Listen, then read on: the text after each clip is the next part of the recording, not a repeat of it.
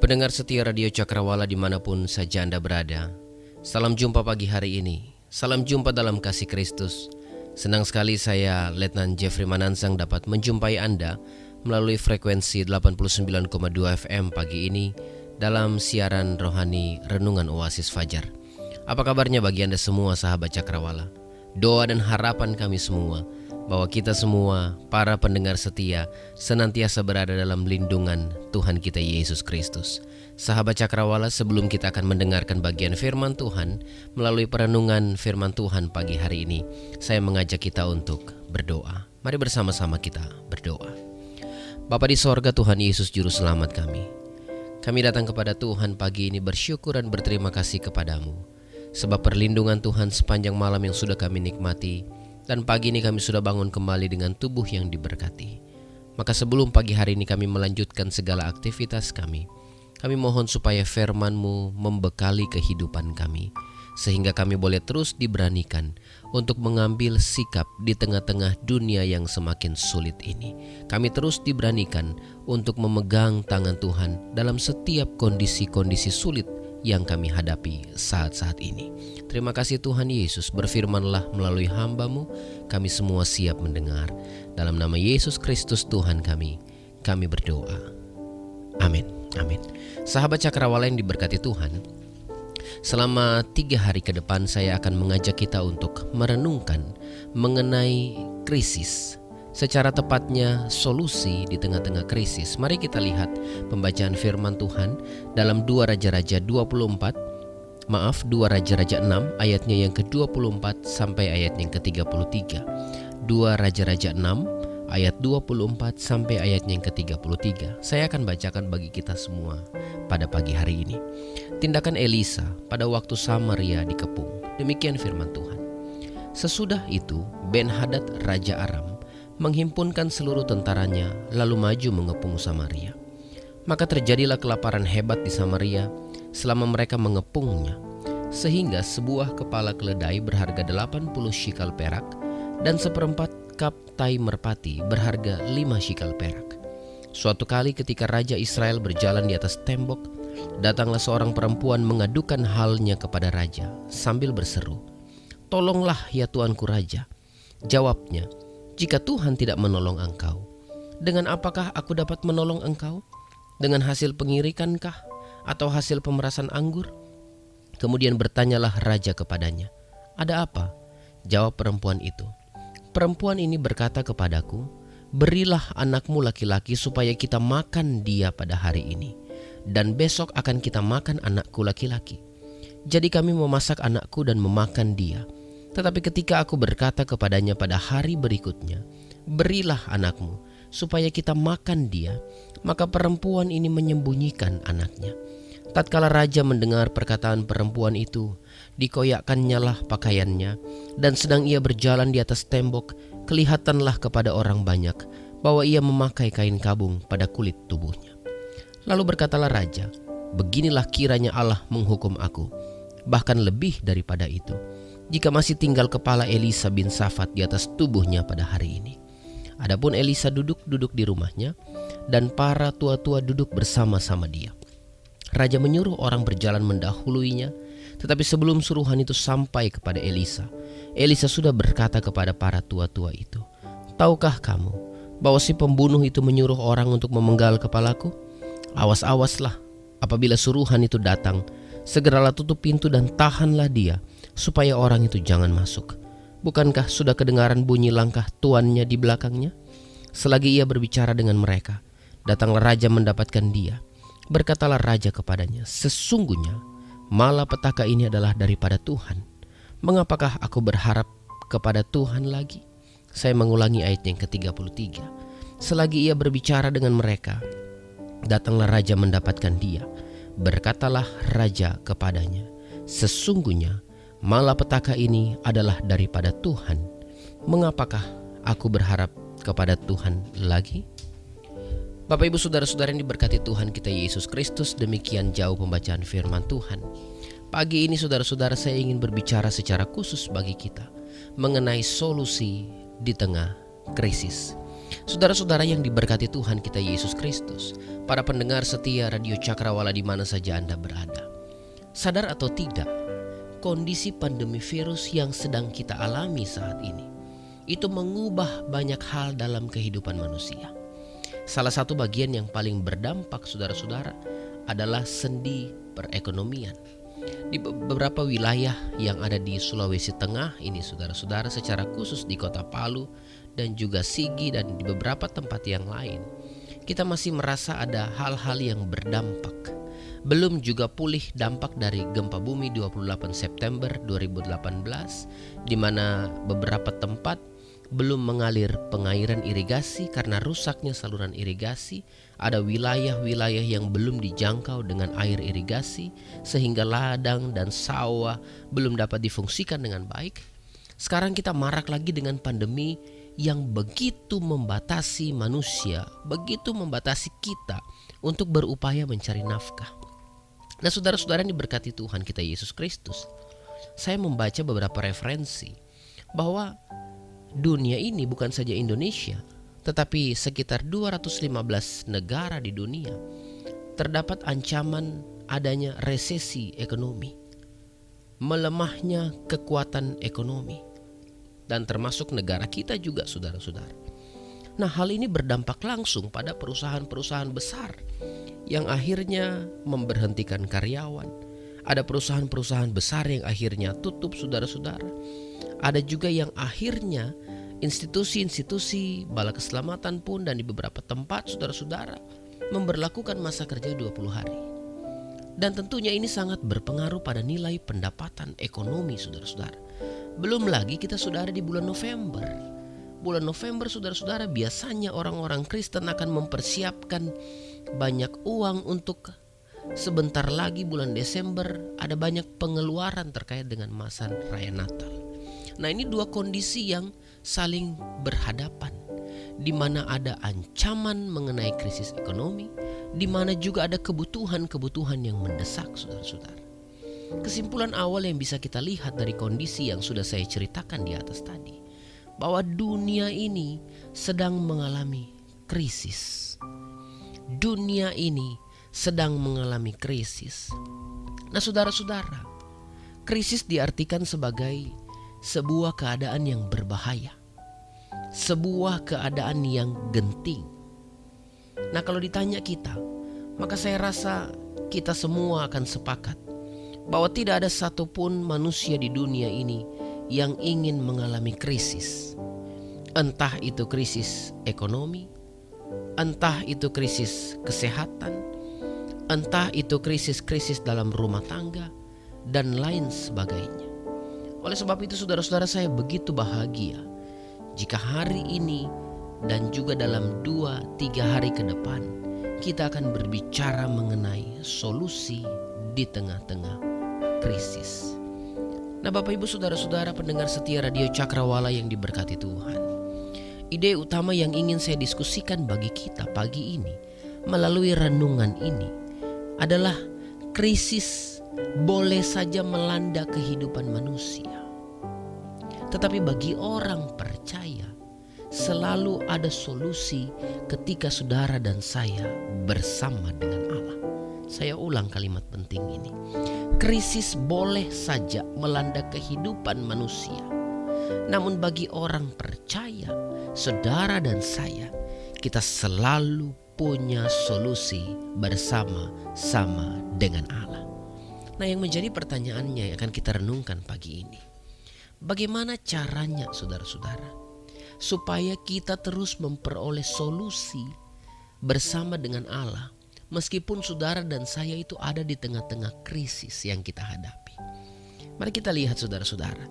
Kita akan lihat dalam 2 Raja-Raja 6 ayat 33 yang saya baca tadi.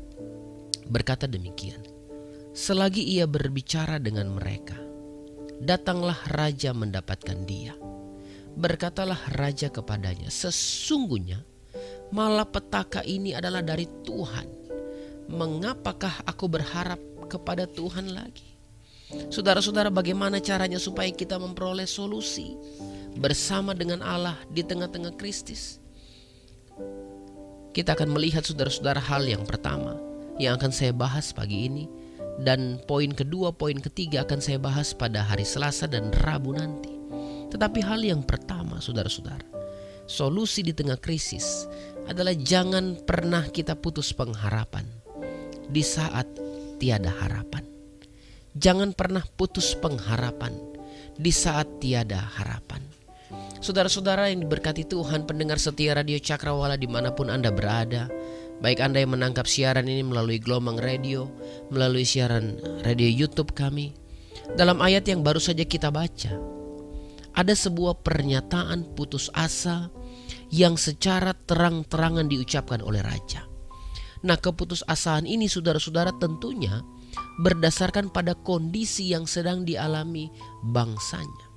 Coba saudara-saudara pikir, begitu beratnya kelaparan yang menimpa sehingga terjadi ibu makan anaknya, sehingga terjadi kanibal di sana. Begitu beratnya kelaparan itu saudara-saudara. Nah, sehingga dari hal ini menyebabkan sebuah keputusasaan yang saya rasa tidak saja menimpa raja, tetapi juga prajurit-prajurit raja dan juga masyarakat pada umumnya. Nah, parahnya saudara-saudara, keputusasaan tersebut akhirnya membentuk sebuah kekeliruan stigma berpikir terhadap Tuhan. Saya mencatat saudara-saudara ada 2 stigma keliru yang dimiliki oleh raja berdasarkan ayat 33 tadi. Yang pertama saudara-saudara, dia bilang malapetaka ini dari Tuhan. Yang kedua dia bilang, mengapa berharap lagi pada Tuhan? Kenapa saya katakan ini keliru saudara-saudara? Begini, sebab masakan Allah yang merancangkan damai sejahtera itu dengan sengaja juga merancangkan malapetaka bagi umat pilihannya. Keliru bukan? Malapetaka dari Tuhan kata raja. Tidak mungkin Tuhan merancangkan damai sejahtera dan malapetaka secara bersamaan. Keliru yang berikut saudara-saudara. Sebab begini, raja bilang, mengapa berharap lagi pada Tuhan? Saudara-saudara, kalau kita membaca Alkitab dengan serius, kita akan mendapati bahwa bangsa Israel dalam sejarah kehidupannya adalah bangsa yang mengalami teokrasi atau kepemimpinan langsung oleh Allah. Bagaimana mungkin Allah yang adalah pemimpin langsung Israel, Allah yang adalah sumber pengharapan Israel, Allah yang adalah sumber pertolongan Israel, kemudian raja bilang, mengapa berharap lagi kepada Allah? Saudara-saudara ini berkati Tuhan kita Yesus Kristus. Saya rasa kita tidak perlu heran dengan pernyataan raja ini. Sebab Raja Yoram yang saat itu sedang memerintah di Samaria tergolong raja yang jahat. Yoram mengikuti dosa Yerobeam, raja sebelumnya, dengan membuat patung lembu emas dan mengalihkan ibadah kepada Allah Yahweh digantikan dengan ibadah di dalam kuil patung lembu emas. Percayanya Yoram pada Allah Yahweh itu tidak utuh. Maka tidak heran saat menghadapi krisis yang muncul bukan iman tapi keraguan yang besar karena percayanya tidak utuh. Saudara-saudara, sampai di sini kita paham bahwa manusia itu, bahwa orang itu, kalau percayanya tidak utuh pada Tuhan, saat menghadapi krisis, maka yang muncul adalah asumsi menyalahkan Tuhan dan akhirnya menjauhi Tuhan. Saya ulang, orang kalau percayanya tidak utuh, walau waktu dia menghadapi krisis, maka yang muncul adalah asumsi untuk menyalahkan Tuhan dan akhirnya menjauhi Tuhan. Saudara-saudara yang diberkati Tuhan kita Yesus Kristus, apa aplikasinya bagi kehidupan kita? Pendengar setia Radio Cakrawala, krisis kehidupan kadang-kadang membuka pintu keraguan dalam hidup kita, bukan? Potensi untuk menyalahkan Allah, bahkan meninggalkan Allah, menjadi berlipat ganda saat ada krisis kehidupan. Bukankah tidak sedikit orang Kristen karena meningkatnya kebutuhan hidup sehingga akhirnya menjauhkan diri dari Tuhan? Bukankah banyak orang-orang Kristen karena banyaknya desakan ekonomi akhirnya menjadi orang yang tidak jujur dalam pekerjaannya? Bukankah banyak orang Kristen saudara-saudara yang rajin ke gereja, rajin ibadah, tetapi hanya karena banyak desakan-desakan yang harus dia penuhi, maka menjadi orang yang korupsi di tempat pekerjaannya? Bukankah banyak orang Kristen saudara-saudara, orang-orang percaya yang ketika dia menghadapi masalah, lalu dia mempersalahkan Tuhan? Kenapa begini Tuhan? Kenapa seperti ini Tuhan? Waktu menghadapi masalah rumah tangga, kemudian kita berpikir, Tuhan kenapa saya dapat istri seperti ini? Tuhan kenapa saya dapat suami seperti ini? Sehingga Tuhan yang dipersalahkan. Loh, agak lucu saudara-saudara. Bukankah istrimu, bukankah suamimu engkau yang pilih sendiri? Lalu kok Tuhan yang disalahkan? Oh saudara-saudara yang diberkati Tuhan kita Yesus Kristus, kehidupan manusia tidak akan pernah terlepas dari krisis. Kapan saja keadaan bisa menekan kita. Tapi saudara-saudara, pelajaran dari firman Tuhan pagi ini, jangan pernah kita putus harapan kepada Allah hanya karena kita melihat tiada harapan saudara-saudara. Jangan pernah mempersalahkan Tuhan hanya karena kita tidak melihat jalan keluar di hadapan kita saudara-saudara. Jangan pernah menjauh dari Tuhan hanya karena kita lihat bahwa tidak mungkin Tuhan bisa tolong saya. Jangan pernah saudara-saudara berhenti untuk percaya kepada Tuhan hanya karena saudara dan saya tidak melihat jawaban-jawaban doa di hadapan kita. Saudara-saudara, ingat, jangan menjauh dari Tuhan, sebab orang yang menjauh dari Tuhan itu jauh juga dari pertolongan. Saudara-saudara, beberapa saat ini saya merenung, kadang-kadang dalam kehidupan Kristen kita menjadi orang-orang Kristen yang aneh. Orang-orang Kristen yang aneh kata saya. Saya rasa saudara pernah menimba air, entah itu di keran atau di pompa air. Saudara, waktu Anda menimba air, bukankah Anda akan meletakkan ember atau wadah atau baskom tepat di bawah keran air? Tepat di bawah sumber jatuhnya air. Tetapi saudara-saudara, coba Anda hari ini, coba kalau timba air, keran airnya jatuh di sini dan embernya saudara taruh di tempat yang lain tanpa menggunakan selang, maka saudara akan tunggu ember itu tidak akan pernah terisi dengan air sebab jauh dari sumber air. Kalau saudara-saudara tunggu itu, maka saudara orang yang aneh. Bukankah banyak orang Kristen aneh seperti ini? Berharap berkat dari Tuhan, tetapi kita menjauhi sumber berkat itu. Saudara-saudara yang diberkati Tuhan, tidak ada orang yang mendapat pertolongan saat jauh dari sumber pertolongan itu. Krisis harusnya membawa kita semakin berpegang erat pada Allah. Saudara-saudara, hidup ini bukan tentang seberapa besar masalah kita, tetapi ini tentang saudara dan saya berjalan dengan siapa. Ini sudah bulan November. Sebentar lagi kita akan memasuki bulan Desember, di mana berita Natal itu Immanuel, Allah beserta kita. Oh saudara-saudara, adakah kita menyadari hal ini? Ataukah pesan Allah beserta kita itu hanya ngetren saja di bulan Desember, lalu Januari sampai November kita tidak lagi ingat bahwa Allah beserta dengan kita? Bapak Ibu saudara-saudara pendengar setia Radio Cakrawala yang diberkati Tuhan, pagi ini sebagai hamba Tuhan saya ingin berbicara kepada saudara bahwa Allah yang Immanuel itu tidak pernah meninggalkan kita dalam krisis apapun. Maka saudara-saudara, cara untuk kita memperoleh solusi di tengah krisis, jangan putus harapan pada Tuhan. Meskipun kita tidak melihat ada harapan, sebab saudara-saudara kacamata kita berbeda. Cara pandang kita berbeda dengan Tuhan. Rancangan kita berbeda daripada Tuhan. Jangan pernah putus harapan. Meskipun kita melihat mungkin saja tidak ada harapan. Pendengar setia Radio Cakrawala yang diberkati Tuhan, saya tahu bahwa Anda ada yang sedang mengalami kesulitan, ada yang sedang mengalami krisis kehidupan. Namun pagi ini atas nama hamba Allah, yang diutus Tuhan untuk melayani. Maka saya ingin menguatkan iman saudara bahwa di dalam Kristus Yesus Tuhan kita selalu ada pertolongan. Jangan pernah putus harapan padanya hanya karena mungkin engkau sakit lama bertahun-tahun. Jangan pernah putus harapan kepadanya hanya mungkin karena bisnismu bangkrut. Jangan pernah putus harapan kepadanya hanya mungkin karena engkau tidak melihat ada pertolongan yang bisa tolong kita di masa krisis ini. Jangan pernah putus harapan di saat mungkin hasil panenmu gagal.